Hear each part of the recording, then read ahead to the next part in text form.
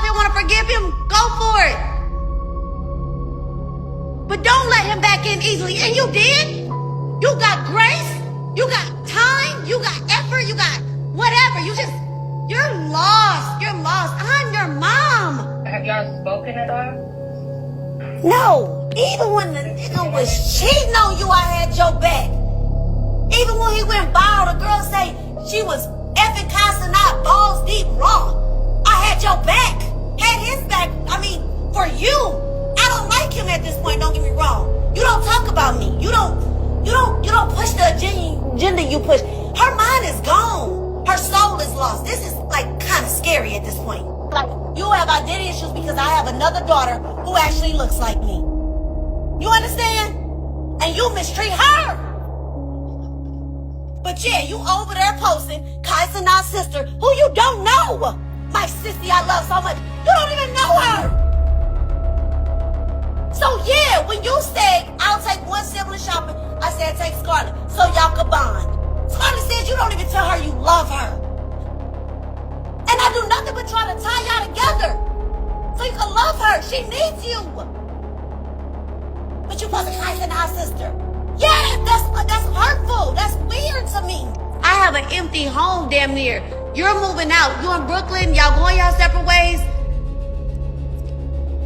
Oh, you gonna do what you did last time. Just moving with a man. Cool, got it.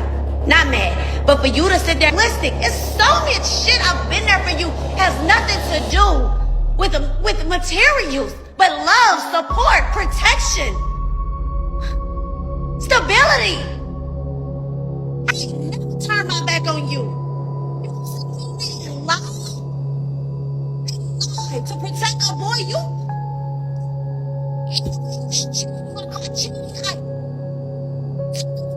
I took up for you. I stood by you. I said, Gabrielle, it's cool. You love him, want to forgive him, go for it. But don't let him back in easily. And you did. You got grace. You got time, you got effort, you got whatever. You're lost. You're lost. I'm your mom. So somebody came in my comments and said, not you involved that little girl in this situation. Excuse me? Baby, I was talking about church and the word of God today. Every Sunday, me and my kids talk about what the word of God was. So we were just talking about what the word of God was, right? Who is going to bring up Edward Scissorhands while we trying to talk about what church was today? She brought that up. That was on her heart to bring that up. And I let my kids have their 5 minutes if that's what they need. She brought that up. And we talked about that. Cool. And then she brought up Joseph. Why would I ever, listen, let me tell y'all something. Play with somebody else, especially when it comes to God and God's children. Play with somebody else. Not this mama. I would never.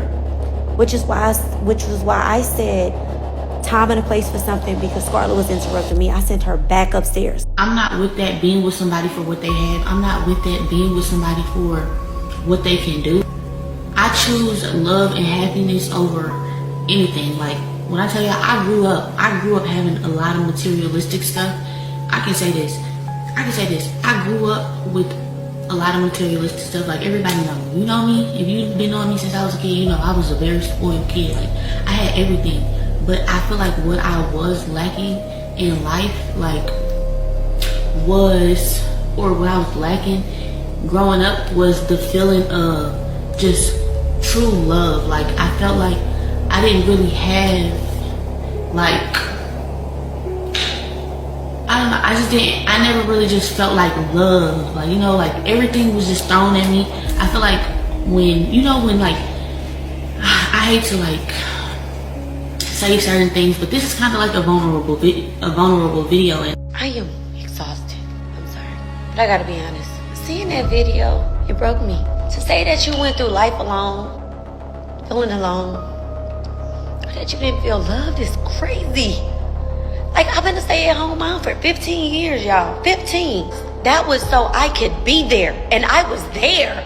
I haven't missed anything in that kid's life. Nothing. I can't think of nothing I've missed. I haven't slept barely in 2 days. I have been replaying my life over and over.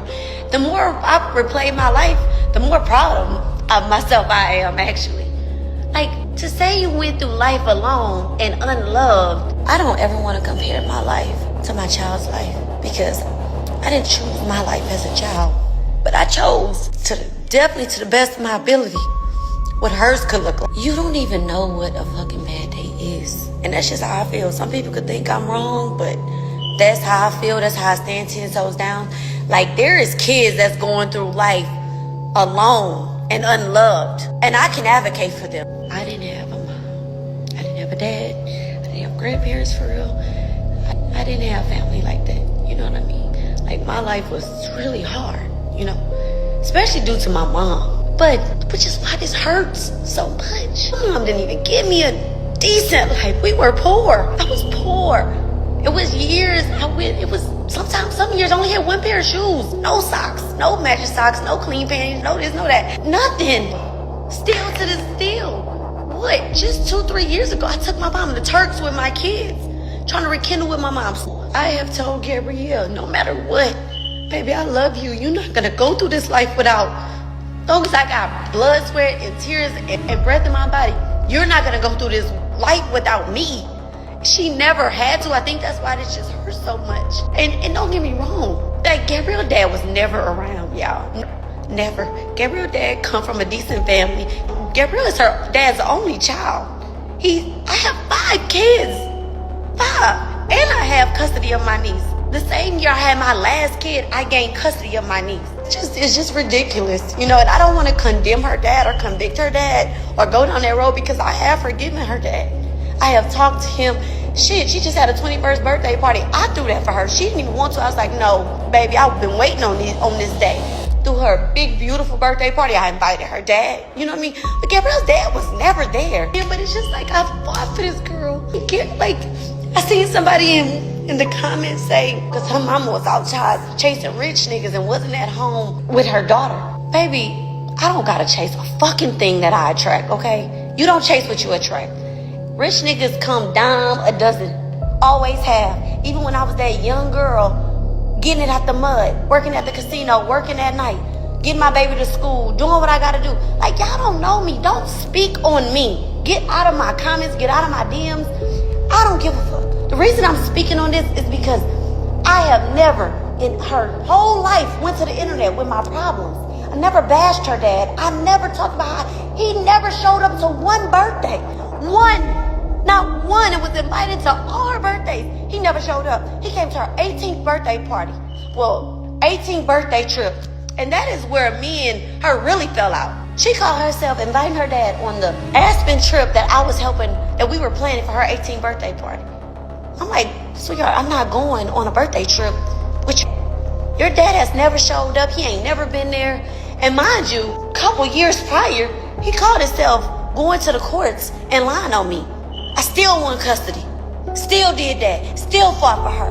And that's another problem. I fought for her. I saved her. Gabrielle was disobedient. Gabrielle was going down the wrong road. I fought for her. I gained my custody of my niece, and Gabrielle started cutting up. So I'm in court for this. I'm in court for that. I'm fighting for my life. You was on the internet doing wild shit back then. You have spread me thin. You have worn me out in ways that I tell my younger kids that my little two, I tell them, mama ain't got it in her no more. A couple months ago, my friends was over. We was here, I cooked, we had wine or whatever. She came in, and I don't know how we got on the subject of the internet. Gabrielle looked at me in front of my friends and told me, I think we need to keep our relationship off the internet. So all of y'all who in my messages saying you ain't post us and this and that, relationship off the internet. Then she follows up with, and Kai said, Mr. Kai Cenat said, told my daughter, my baby, that he did his research on me. He did his research on me and her best friend. Now, who her best friend is, y'all, I really don't know. I know Gabrielle friends, but who the best friend is, I don't know. But best friend, he said you too. He said that he told my baby that if she hung out with me or her best friend, that he did his background on us. She hung out with us.